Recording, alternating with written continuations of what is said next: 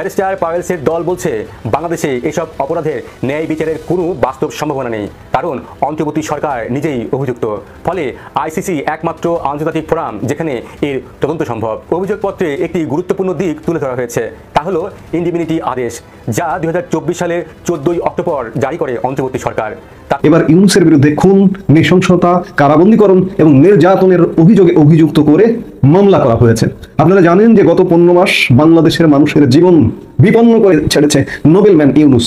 তারই পরিপ্রেক্ষিতে বাংলাদেশ আওয়ামী লীগ সংশ্লিষ্টদের ওপর মানবতা বিরোধী অপরাধ আইসিসিতে তদন্তের আহ্বান জানিয়ে একটি যোগাযোগ দাখিল করা হয়েছে। মাত্র 15 মাসে অধ্যাপক ইউনূসের প্রতি বহির্বিশ্বের মনোভাব পুরোপুরি ঘুরে যেতে শুরু করেছে। ক্ষমতায় এসে বিগত আওয়ামী লীগ সরকারের বিরুদ্ধে মানবাধিকার লঙ্ঘনের অভিযোগ তুলে আন্তর্জাতিক সমর্থন পেতে বড় ধরনের পিআর বা জনসংযোগ ক্যাম্পেইন শুরু করেছিল অধ্যাপক ইউনূসের অন্তর্বর্তী সরকার। আসসালামু আলাইকুম দর্শক, নতুন একটি নিউজে আপনাদের স্বাগতম। প্রিয় দর্শক, ইতিমধ্যে আপনারা অনেকগুলো ভিডিওর অংশবিশেষ দেখেছেন এবং আশা করি বুঝতে পেরেছেন আজকের ভিডিওটি কতটি গুরুত্বপূর্ণ এবং তাৎপর্যপূর্ণ হতে চলেছে। তাই সবাই ধৈর্য সহকারে পুরো ভিডিওটি দেখবেন। যারা এখনও আমাদের চ্যানেলটি সাবস্ক্রাইব করেননি তারা অবশ্যই আমাদের চ্যানেলটি সাবস্ক্রাইব করে এরকম নিত্য নতুন নিউজের আপডেট পেতে আমাদের পাশে থাকবেন। তো দর্শক, চলুন ভিডিও শুরু করা যাক। 2025 সালের অক্টোবরে আন্তর্জাতিক অপরাধ আদালতের প্রসিকিউটরের কাছে জমা পড়েছে এক আর্টিকেল 50 কমিউনিকেশন, যাতে বলা হচ্ছে বাংলাদেশে আওয়ামী লীগের নেতাকর্মীদের উপর সংঘটিত সহিংসতা মানবতার বিরুদ্ধে অপরাধ হিসেবে তদন্ত করা হোক। এই অভিযোগপত্র দাখিল করেছেন স্টিভেন পাওয়েলস।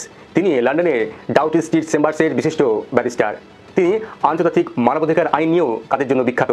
অভিযোগের কেন্দ্রবিন্দু জুলাই 2024-এর পরবর্তী সময়কাল।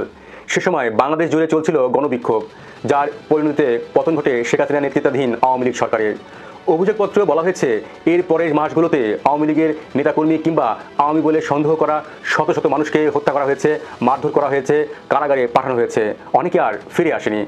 400 নেতাকর্মী হত্যা করা হয়েছে, বহুজনকে পিটিয়ে খুন করা হয়েছে বলে ওই অভিযোগপত্রে বলা হয়। এতে আরও বলা হয় 25 জন আওয়ামী লীগ নেতাকর্মী হেফাজতে মৃত্যুবরণ করেছেন। তাদের অনেকের শরীরে নির্যাতনের চিহ্ন পাওয়া গেছে। ফেব্রুয়ারি 2025 বাংলাদেশের অন্তর্বর্তী সরকার ডেভিড হান্ট নামে এক অভিযান শুরু করে। সরকারের ভাষায় এটি ছিল আওয়ামী ফ্যাসিবাদের বিরুদ্ধে অভিযান, কিন্তু অভিযোগপত্রে বলা হয়েছে এটি ছিল রাজনৈতিক প্রতিশোধমূলক দমননীতি, যেখানে 12 দিনের মধ্যে 18,000 মানুষকে গ্রেপ্তার করা হয়। এর মধ্যে ছিলেন রাজনৈতিক নেতা, বিচারক, সাংবাদিক, এমনকি সাংস্কৃতিক ব্যক্তিরাও। অনেককে কোনো অভিযোগ ছাড়াই মাসের পর মাস আটক রাখা হয়েছে। বাংলাদেশ 2010 সালের মার্চে রোম স্ট্যাটিউট এ স্বাক্ষর করে এবং জুন থেকে তা কার্যকর হয়। এর মানে বাংলাদেশের ভূখণ্ডে সংঘটিত যে কোনো অপরাধ যদি তা মানবতার বিরুদ্ধে অপরাধ বা যুদ্ধ অপরাধ হিসেবে বিবেচিত হয়, তবে আন্তর্জাতিক অপরাধ আদালত আইসিসি তদন্ত করতে পারে। রোম স্ট্যাটিউটের আর্টিকেল 15-এ বলা হয়েছে যে কোনো ব্যক্তি বা সংগঠন আদালতের প্রসিকিউটরকে একটি আবেদন জমা দিতে পারে, যাতে বলা হয় অমুক দেশে অমুক অপরাধ ঘটেছে, তদন্ত দরকার। অভিযোগপত্রে যুক্তি দেওয়া হয়েছে এই অপরাধগুলো মানবতা বিরোধী অপরাধের আওতায় পড়ে, যার মধ্যে 3টি অপরাধ বিশেষভাবে উল্লেখ করা হয়েছে: 1 হত্যা, 2 অবৈধ কারাবন্দী করা এবং 3 রাজনৈতিক নিপীড়ন। ব্যারিস্টার পাওয়েলসের দল বলছে বাংলাদেশে এসব অপরাধের ন্যায় বিচারের কোনো বাস্তব সম্ভাবনা নেই, কারণ অন্তর্বর্তী সরকার নিজেই অভিযুক্ত। ফলে আইসিসি একমাত্র আন্তর্জাতিক ফোরাম যেখানে এর তদন্ত সম্ভব। অভিযোগপত্রে একটি গুরুত্বপূর্ণ দিক তুলে ধরা হয়েছে, তা হলো ইন্ডিমিনিটি আদেশ, যা 2024 সালের 14 অক্টোবর জারি করে অন্তর্বর্তী সরকার। তাতে বলা হয় যেসব ছাত্র এবং নাগরিক 15 জুলাই থেকে 8 আগস্টের মধ্যে আন্দোলনে অংশ নিয়েছেন তাদের বিরুদ্ধে কোনো মামলা বা গ্রেপ্তার করা যাবে না। কিন্তু আইন বিশেষজ্ঞদের মতে এমন একতরফা ইন্ডিমিনিটি হলো রাজনৈতিক পক্ষকে দায়মুক্তি দেওয়ার ঘোষণা, যা রাষ্ট্রের নীরব সমর্থন নির্দেশ করে। অভিযোগপত্রে বলা হয়েছে এটি ছিল দায় মুক্তির প্রাতিষ্ঠানিক রূপ, যা অপরাধীদের উৎসাহিত করেছে আরও সহিংসতা করতে। এখন প্রশ্ন, আইসিসি কি সরাসরি তদন্ত শুরু করতে পারে? প্রক্রিয়াটি এমন যে প্রথমে প্রসিকিউটরকে আর্টিকেল 15 কমিউনিকেশন পরীক্ষা করতে হয়। এতে পর্যাপ্ত ভিত্তি থাকলে তিনি প্রাথমিক তদন্ত শুরু করেন। তারপর যদি মনে হয় যৌক্তিক কারণ আছে, তাহলে আদালতে প্রাক বিচার বিভাগের অনুমতি চেয়ে আনুষ্ঠানিক তদন্ত শুরু হয়। যদি অভিযোগ প্রমাণিত হয় তবে আন্তর্জাতিক ওয়ারেন্ট জারি করা হতে পারে এবং অভিযুক্তরা বিদেশে যে কোনো দেশ থেকেও আটক হতে পারেন। আন্তর্জাতিক মহলেও এই ঘটনা নজর কাটছে। মানবাধিকার সংস্থাগুলো যেমন Human Rights Watch, Civicus, Fortify Rights ইতিমধ্যে বাংলাদেশের রাজনৈতিক সহিংসতা নিয়ে উদ্বেগ জানিয়েছে। কিন্তু এইবার যদি আইসিসি আনুষ্ঠানিকভাবে তদন্ত শুরু করে তবে এটি হবে বাংলাদেশের ইতিহাসে প্রথম আন্তর্জাতিক ফৌজদারি তদন্ত। পাশাপাশি ভারতের ভূমিকাও আলোচনায় এসেছে, কারণ ডেভিড হান্টের সময় ভারত সরকারের নীরব অবস্থান কূটনৈতিক মহলে প্রশ্ন তুলেছে। এই পুরো ঘটনার মধ্যে দুটি প্রশ্ন সামনে আসে: 1, মানবাধিকার লঙ্ঘনের বিচার কি কেবল রাজনৈতিক অস্ত্র, নাকি এটা আসলে ন্যায় বিচারের পথ? বিশেষজ্ঞদের মতে আর্টিকেল 15 কমিউনিকেশন মানে আইসিসি এখনই ব্যবস্থা নেবে তা নয়, কিন্তু এটি একটি শক্তিশালী সংকেত যে বাংলাদেশে রাজনৈতিক প্রতিশোধ ও সহিংসতা আন্তর্জাতিক নজরদারিতে এসেছে। যদি আইসিসি তদন্ত শুরু করে তাহলে এটি বাংলাদেশের রাজনীতির গতিপথ পাল্টে দিতে পারে। অন্তর্বর্তী সরকারের উপর বাড়বে আন্তর্জাতিক চাপ, মানবাধিকার লঙ্ঘনের অভিযোগে অভিযুক্ত ব্যক্তিরা ভ্রমণ নিষেধের মুখে পড়তে পারেন, আর আওয়ামী লীগ এই তদন্তকে তাদের রাজনৈতিক পুনর্বাসনের হাতিয়ার হিসেবে ব্যবহার করতে পারে।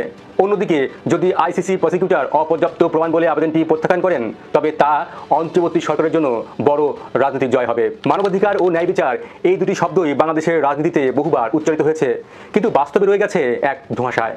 আজ প্রশ্ন একটাই, যদি রাজনৈতিক প্রতিশ্রুতি হয়ে ওঠে নতুন শাসনের ভিত্তি, তবে কি আমরা সত্যি ভিন্ন এক বাংলাদেশ করছি, নাকি পুরনো অন্যায়ের জায়গায় নতুন অন্যায় বসাচ্ছি? এবার ইউনূসের বিরুদ্ধে আন্তর্জাতিক অপরাধ আদালতে মামলা। কোন অপরাধ আদালত? নেদারল্যান্ডের হেগে অবস্থিত সেই আদালতে এবার ইউনূসের বিরুদ্ধে খুন, নৃশংসতা, কারাবন্দীকরণ এবং নির্যাতনের অভিযোগে অভিযুক্ত করে মামলা করা হয়েছে। আপনারা জানেন যে গত 15 মাস বাংলাদেশের মানুষের জীবন বিপন্ন করে ছেড়েছে নোবেলম্যান ইউনূস। তারই পরিপ্রেক্ষিতে বাংলাদেশ আওয়ামী লীগ সংশ্লিষ্টদের ওপর মানবতা বিরোধী অপরাধ আইসিসিতে তদন্তের আহ্বান জানিয়ে একটি যোগাযোগ দাখিল করা হয়েছে।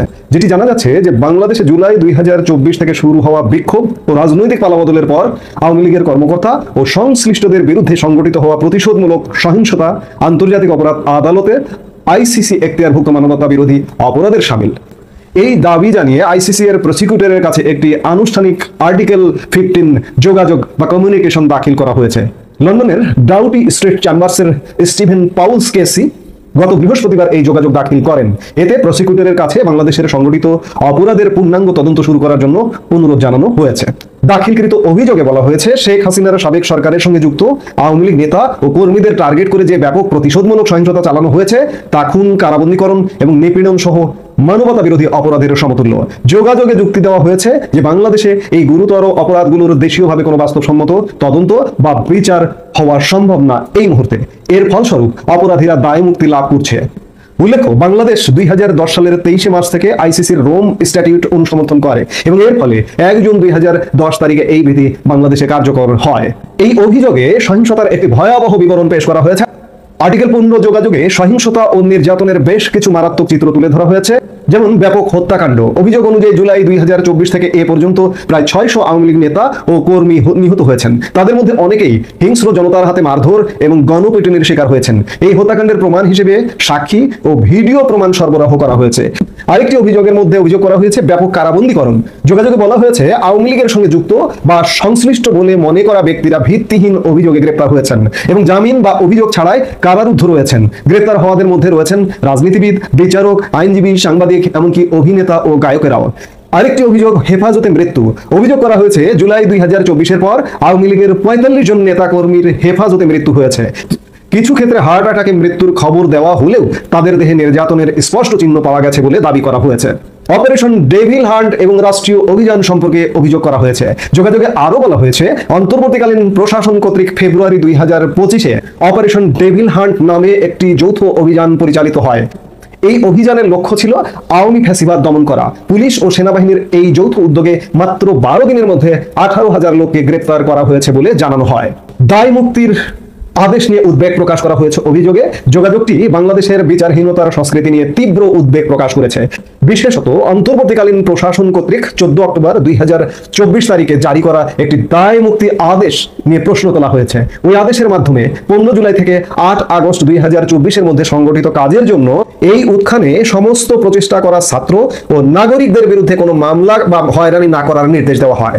আইসিসিতে দাখিলকৃত যোগাযোগে যুক্তি দেওয়া হয়েছে, এই ধরনের একতরফা দায় মুক্তি প্রদান কেবল বিচারহীনতা তৈরি করে না, বরং এসব হামলায় অভিযুক্ত অপরাধীদের প্রতি রাষ্ট্রের প্রচ্ছন্ন সমর্থনের ইঙ্গিত দেয়।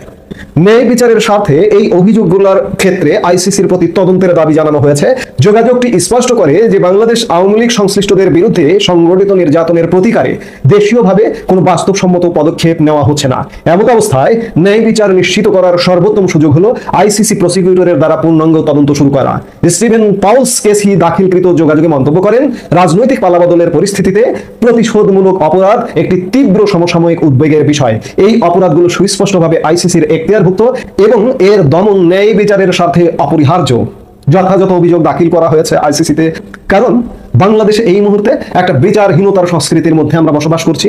বাংলাদেশের মানুষের জীবন বিপন্ন হয়ে গেছে। শুধু যে আওয়ামী লীগ করে তাদেরই নয়, বাংলাদেশের আপামর জনসাধারণ, এমনকি আওয়ামী লীগ যদি নাও করে ট্যাগ লাগিয়ে তাকে কারাবন্দী করা হচ্ছে, তার উপর নির্যাতন করা হচ্ছে, নানা রকম অত্যাচার। এই অত্যাচারের তো বিচার হতে হবে। এই অত্যাচারের তো শেষ আছে। ইউনূসের বাড়াবাড়ি সর্বোচ্চ পর্যায়ে পৌঁছে গেছে। এই বাড়াবাড়িটা দমন করা দরকার। যথাযথভাবে আইসিসিতে যে অভিযোগটি করা হয়েছে, আমরা প্রত্যাশা করি যে আইসিসি এই অভিযোগটি আমলে নিয়ে শীঘ্রই তদন্তে নামবে ইউনূসের বিরুদ্ধে। বাংলাদেশের মানুষের কষ্ট হচ্ছে, গত 15টা মাস সীমাহীন কষ্টে, নানা রকম কষ্টে দিন যাচ্ছে। বাংলাদেশের মানুষ একটু সচেতন হন, একটু জেগে উঠুন, তাহলে ইউনূসের এই দেশদ্রোহী শাসন থেকে আপনারা মুক্তি পাবেন। ক্ষমতায় এসে বিগত আওয়ামী লীগ সরকারের বিরুদ্ধে মানবাধিকার লঙ্ঘনের অভিযোগ তুলে আন্তর্জাতিক সমর্থন পেতে বড় ধরনের পিআর বা জনসংযোগ ক্যাম্পেইন শুরু করেছিল অধ্যাপক ইউনূসের অন্তর্বর্তী সরকার। পাশে পেয়েছিল ইউনূসের দীর্ঘদিনের বিদেশি মিত্রদের। তবে প্রায় 15 মাসের লেজে গোবরের শাসনে এখন মোহভঙ্গ ঘটছে সেই সব মিত্রদের। অন্যদিকে জোরদার হয়েছে আওয়ামী লীগের আন্তর্জাতিক লবিং, বাড়ছে একতরফা নির্বাচনের বিরুদ্ধে বিশ্ব জনমত। অন্তর্বর্তী সরকারের বিরুদ্ধে ব্যাপক মানবাধিকার লঙ্ঘনের অভিযোগে বিব্রত বিদেশি মিত্ররাও। এমন পরিস্থিতিতে লন্ডনের শীর্ষস্থানীয় ব্যারিস্টারদের একটি সংগঠন ডাউটি স্ট্রিট আন্তর্জাতিক অপরাধ আদালত বা আইসিসিতে অভিযোগ দায়ের করেছে। এর আগে আরও অন্তত 3টি অভিযোগ জমা পড়ে আইসিসিতে। শান্তিতে নোবেল জয়ের বিরুদ্ধে এভাবে একের পর এক মানবতা বিরোধী অপরাধের অভিযোগ দায়ের তৈরি করছে এক গভীর ভাবমূর্তির সংকট। জাতিসংঘ প্রতিবেদনকে চ্যালেঞ্জ করে চিঠি দেওয়া হয়েছে মহাসচিবকে। দেশের পাশাপাশি আন্তর্জাতিক অঙ্গনেও প্রশ্নবিদ্ধ হচ্ছেন ডক্টর ইউনূসের শাসনামল। বিদেশি মিত্ররা আনুষ্ঠানিকভাবে চিঠি পাঠিয়ে উদ্বেগ জানাচ্ছেন। প্রশ্ন একটাই, সব পাওয়ার আশায় সরকার প্রধান হয়ে কি অধ্যাপক ইউনূস সব হারাতে বসেছেন? শাসন ক্ষমতা দীর্ঘস্থায়ী করার বাস্তবতা ক্ষীণ হওয়ার সঙ্গে সঙ্গে দেশের বাইরেও কি তিনি বন্ধুহীন হতে চলেছেন? ভাবমূর্তি উজ্জ্বল করার জন্য যে বিপুল বিনিয়োগ করলেন, শেষ পর্যন্ত তা কি জলে যাচ্ছে? চলুন যাওয়া যাক বিশ্লেষণে।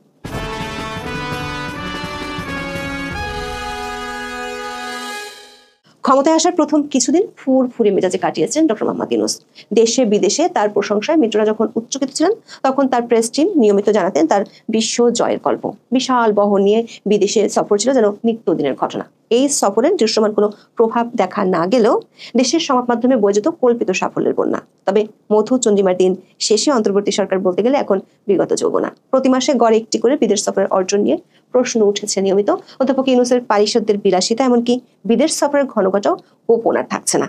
তবে অধ্যাপক ইউনূসের সামনে সবচেয়ে গুরুতর সংকট হয়ে আসছে ভাবমূর্তির পতন। বিশেষ করে আন্তর্জাতিক অঙ্গনে তাকে নিয়ে উচ্ছ্বাস যেমন অস্তপ্রায়, তেমনি গুরুতর মানবাধিকার লঙ্ঘনের অভিযোগ ঘিরে ধরছে তার সরকারকে। এর মধ্যে অন্তত 4টি অভিযোগ জমা পড়েছে আন্তর্জাতিক অপরাধ আদালতে। সবশেষ লন্ডনের প্রভাবশালী সংস্থা Doughty street chambers 24 October Awami লীগের পক্ষে আইসিসি প্রসিকিউটরদের কাছে একটি অভিযোগ জমা দেয়। এতে বাংলাদেশে 2024 সালের জুলাই থেকে এখন পর্যন্ত রাজনৈতিক সহিংসতাকে মানবতার বিরুদ্ধে অপরাধ উল্লেখ করে আনুষ্ঠানিক তদন্ত শুরুর অনুরোধ জানানো হয়।